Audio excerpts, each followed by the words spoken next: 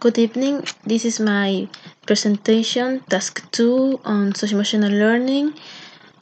First, I'm going to explain what socio-emotional learning is, and then I will proceed to give my proposal of English class using socio-emotional learning. Well, first of all, I'm going to explain what socio-emotional learning is according to a definition on the Collaborative for Academic, Social, and Emotional Learning, CASEL. Socio-emotional learning is a process through which people acquire and effectively apply the knowledge, attitudes, and skills necessary to understand and manage emotions, to set and achieve positive goals, feel and show empathy for others, establish and maintain positive relationships, and make responsible decisions. All this can be achieved by uh, getting emotional intelligence. This is the ability to perceive, recognize, and control our feelings. So, this way we can guide our actions in a better way. This emotional intelligence is based on 5 stages, which are self awareness, which is the ability to understand our own emotions. Secondly, self management, which is when someone can manage their own emotions and adapt their responses and mood depending to the context. Third is motivations. This is the ability to use our emotions to motivate ourselves on different tasks. Then is empathy. This is to take others' emotions and perspectives into account. And finally, social skills. This is when we can lead a team and solve conflict. Well, this is social. Human beings are social by nature, and we tend to make relations with the world and act by feelings, by emotions. But sadly, not all of us know how to manage these emotions, let alone kids. And when in school years, this is when kids are most dealing with all these emotions, and most of the time they don't even know what these emotions are and how to deal with it and how to identify them and how to act according to them, which is the best response, and to not act by impulse. These are very important issues that we can, as teachers, help to control, right? Of course, it's not just the teacher. It should be shared responsibility with parents. But let's be honest, kids spend way more time at school than at home at some point. So it is important that teachers uh, stop believing that teaching is just um, give content. It's way more than that. So as I've been learning about this, I realized that it's not just content, right? But getting to know your students and to use their interests and to take into account their perspectives, their worries, and also their feelings. So, according to some data and they are gathered, according to CEPAL and UNICEF, and so in 10th grade, students, 54% of students say that convivence rules are not known by students. This is an study carried out in Chile, right? And 58% says that people do not treat each other with respect inside classrooms. And 52% says that aggression and intimidation issues are not discussed in classrooms. Also, a study carried out by the Ministry of Education in 2016 shows that 96% of students interviewed had felt psychologically attacked, and 83 felt physically threatened. So these numbers show that aggression and physical aggression are being not just physical but psychological aggression is being very frequent in Chilean schools. This is why I think we need social emotional learning just right now and to start to apply it in our classrooms. Um, so this way, Chilean students that are struggling with controlling their impulses and their emotions, they can have this amazing tool to get to know how what they are feeling, how to react according to it, and how to control those bad impulses, right? So here comes my proposal for how to apply social emotional learning in classrooms. I'm going to use an experience that I had last year in another course called TIPE.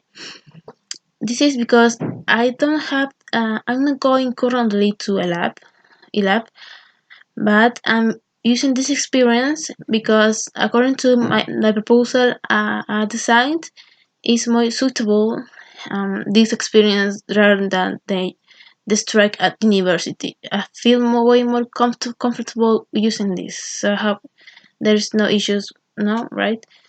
I can use this experience. So my proposal in according to this experience, I'm going to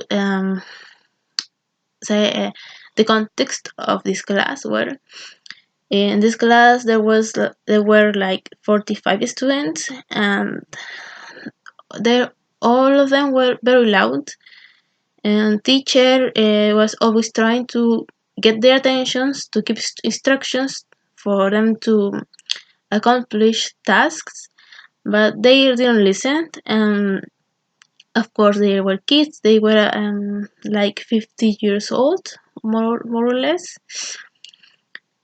So a teacher struggled a lot with getting their attention for them to understand and to actually can get their attention, right? Not just pretending to be hearing. And also, I noticed that the teacher had very low expectations from the students on the students. I perceived that she already gave up with her students, so she was just gave them um, two easy tasks that they couldn't mess up, or for on the other hand, she will give them tasks way too out of reach, they're way too difficult for them. And I noticed that she was very frustrated with this situation, and I think it was because sometimes she didn't want them to feel to fail. But by doing that and giving them tasks too easy, they didn't find any challenge for them to learn and to improve. And on the other hand, by giving them tasks too difficult, they felt no motivation because they didn't understand what to do and how to do it. So that was the biggest issue I found on this class. And also the lack of communication because there was not agreement between teacher and students. The teacher will give the instructions, but the students will not listen. They just didn't want to do what the teacher say. So there was this lack of communication, and my proposal goes also tries to solve this communication problem, because I think social emotional learning, first of all, the teacher needs to be trained on social emotional learning, because if the teacher doesn't know or doesn't show this emotion or this initiative, students will not learn, or they will just giving content or the knowledge of social emotional learning, but eventually it won't be meaningful because the teacher is not getting too deep, there's no real practice of social emotional learning. So first of all, the teacher needs to be trained. Secondly, in Chilean classrooms, in English specifically, I think a good way to use social emotional learning with content English would be through storytelling, because I think stories give us the opportunity to use different characters, different perspectives, and to tell different stories, different problems, different situations, and different ways to solve a problem. So all these perspectives can be discussed with students, between teacher and students, and among students, uh, so they can share their opinions. Maybe if they agree with the way the character is solving a problem, what would they do differently, or propose a new perspective, give a new opinion, something that they will not fear to say. And this is where my next point goes. The teacher should create a safe environment for the students to share their feelings, because maybe students will not want to talk, not want to express, because they fear they will be um, ashamed, or they will be students will laugh, or the teacher will not pay attention. So also, besides the teacher being trained, the teacher needs to create a safe environment. And um, with those two key elements, they can proceed to use this tool, the storytelling. And for the use of English, and there is this communication skills, right, that we use a lot of English by learning a new language. We can communicate, express our emotion in this new language. I think it can be really helpful for them to discover this new language together, and to use them to express their emotions and how they are feeling. Well, also, this social emotional learning should not be like another course, another content with grades and all that, but should be integrated in all areas. Social emotional learning is something that can be integrated in all areas, not just English.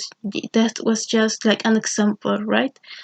Um, but my proposal was with English, because that's what I'm studying, right? So, and I think it can be useful, the learning of a new language with new expression, new words, new vocabulary. It can be really enrich students, right? It's a great opportunity. Um, so what I think in the past, English or social emotional learning hasn't had the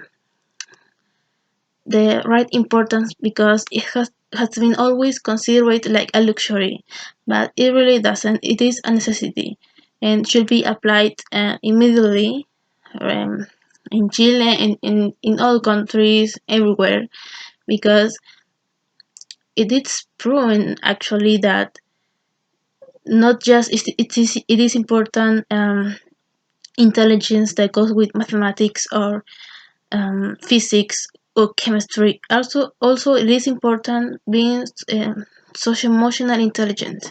Emotional intelligent, it is proven that can be helpful for a student to improve academically. A student that is stressed, or going through issue and some other issues that can be affecting them, can affect their performance academically. So, being having a social emotional well-being for them, it's important for them to perform better, to improve their performance academically. And really think is something that I have learned, and it's been helpful for my training as a future teacher. And I really now see the whole picture regarding to teaching, that is not just giving content, but also taking care of them. Of course, we are not parents, but but we can help for them to actually feel important and to take it into account. Well, that's it. My presentation on task 2 and social emotional learning.